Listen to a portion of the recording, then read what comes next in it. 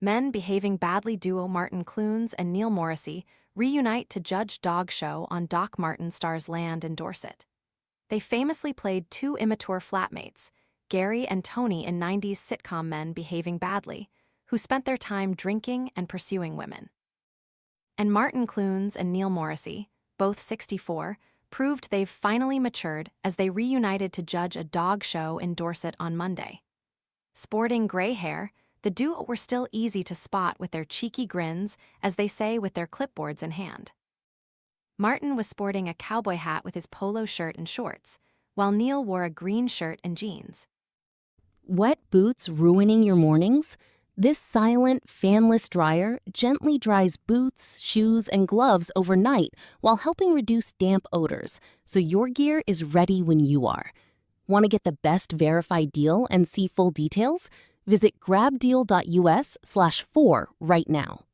The Buckham Fair event was put on by the Doc Martin actor on his land near Beaminster in Dorset for the first time in 7 years.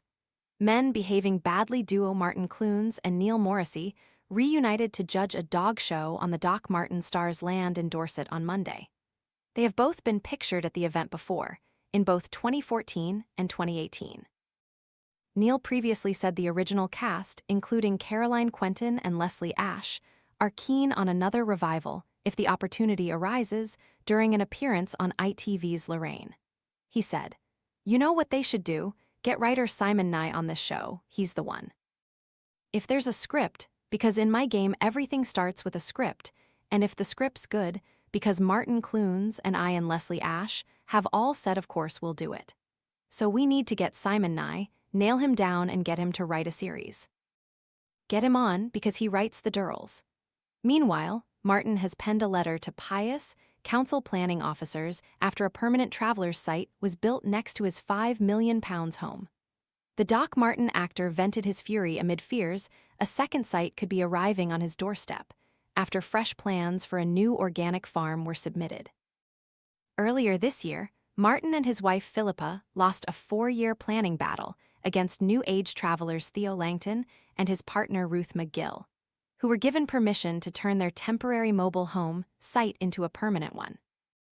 The farm is located within a protected area of outstanding natural beauty, AO&B, and is about 300 yards from the TV star's luxury home near Beaminster, Dorset. Neil previously said the original cast, including Caroline Quentin and Leslie Ash, are keen on another revival of their sitcom if the opportunity arises.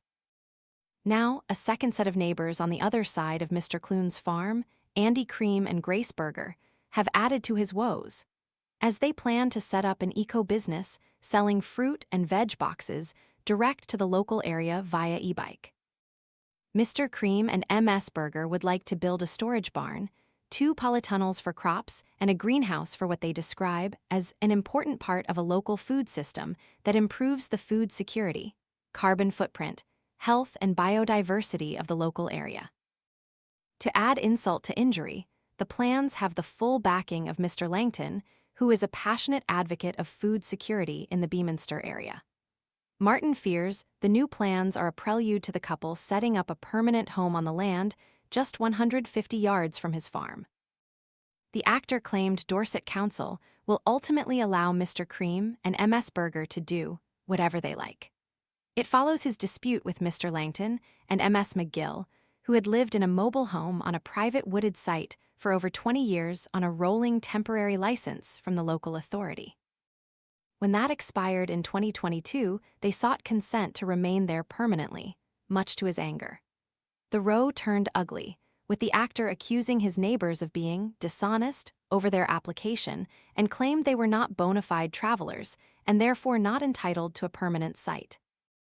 Meanwhile, Mr. Cream and MS Berger initially submitted their plans for their eco-venture in July 2025 when they sought to build a temporary agricultural workers' dwelling. But this was dropped following backlash from neighbors, including Mr. Clunes and TV producer Philippa Braithwaite.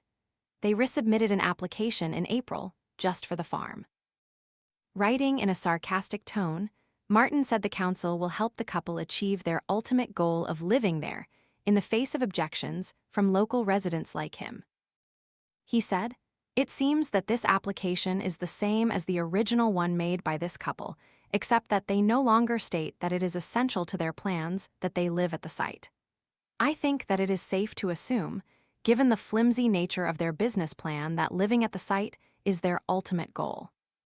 From personal experience, my advice to these applicants would be to carry on and do whatever they like on the land they have bought. They can ignore any rulings or conditions applied by Dorset County Council, as they will not enforce them. After a few years of inactivity and a number of changes of the planning committee, as their case is kicked down the line, the planning officer and committee will circle their wagons and handhold the applicants through an acceptance of whatever work or additions they have made to the land, in the face of any objection raised by their neighbors and without any consultation with anyone affected by their actions. Mr. Clunes went on to claim that, in this way, the council would appear to have not needed to enforce what they had not managed to enforce. He concluded, "At no point will Dorset County Council address, acknowledge, or apologize for any lack of action on their part, as they are answerable to no one and operate without regulation." In their piety, the planning committee will say that each application is judged on its own merits. This is nonsense. Precedent is everything. You'll be fine.